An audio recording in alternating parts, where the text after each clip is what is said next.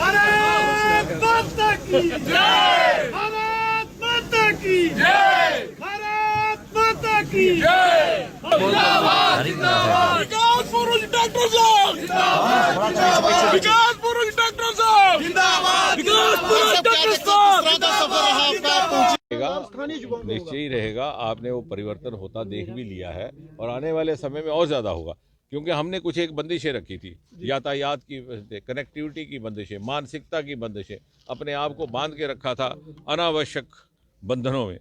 मोदी जी ने हमें एक नई कार्यशैली, एक नई कार्य संस्कृति अपनाने का भी एक प्रेरणा दी है। विकास पुरुष कहा जाता है आपको और विकास पुरुष का दर्जा दिया गया है। पाकिस्तान से शहरवासियों की भी उम्मीदों पे आने वाले दिनों में ऐसा नहीं है। मैं वो तो खैर उनकी उदारता है, लेकिन देखिए आज आने वाले समय में सार्वजनिक जीवन में क्या अर्थ रहेगा, मैं युवा अपने साथियों को भी कहता हूँ।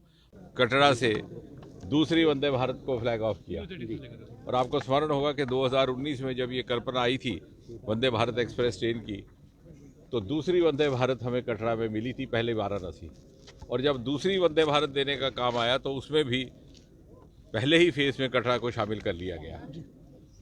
और आज ये जो सेरेमोनियल रन हुआ है, ये उन सभी स्टॉप से होकर के जा रहा है जो इसके प्लान में है। इसके बाद कुछ दिन के बाद ये विधिवत चलेगा और ये नहीं है कि उसी दिन से या 3 दिन से ही ये कठुआ उधमपुर में रुकना शुरू हो जाएगा। ये रेकी रन है। ये अब इसका ये आकलन करेंगे कि कैसा टाइम रहेगा, कितना स्टॉप रहेगा, क्या फिजिबिलिटी रहेगी।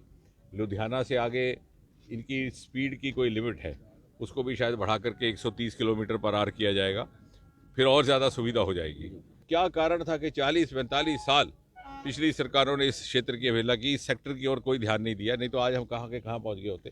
तुष्टीकरण की राजनीति, वोट की राजनीति, शायद ये सोचा जाता था कि भी कोई समुदाय विशेष नाराज हो जाएगा अगर कठुआ का भला हुआ, इसके चलते। और 2014 के बाद मोदी जी ने प्रधानमंत्री का पद संभालते ही सबसे पहला काम किया कटरा के रेल स्टेशन का लोकार्पण, और ये आज कुछ ही महीनों के बाद कश्मीर घाटी भी वहाँ की शेष भारत। तो कहने का तात्पर्य ये कि ये हमारे समय एक ऐसा, मोदी जी ने जो आपसे वादा किया था कि जो क्षेत्र अवहेलना के शिकार हुए हैं उनको बराबर की सतह पर विकास करके लाया जाएगा, वो मोदी जी ने करके दिखाया। उसका आभार भी, और उससे हमारी उम्मीद भी बढ़ती है। और इसके साथ 3 प्रदेश जुड़ते हैं, हिमाचल प्रदेश, पंजाब और जम्मू कश्मीर। साथ ही साथ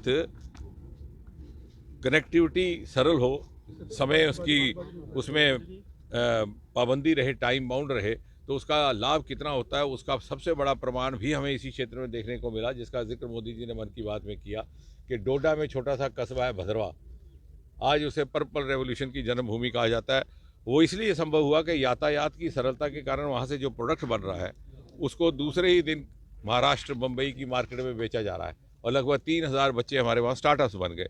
तो आपका कहना ठीक है कि जब ये सरलताएँ आएंगी और हमारे बच्चों को भी व्यवसाय के नए साधन, सरकारी नौकरी से बाहर, और साथ में जो नशाखोरी और इत्यादि जैसी कुरीतियाँ उनसे भी दूर रहने का एक विकल्प रहेगा।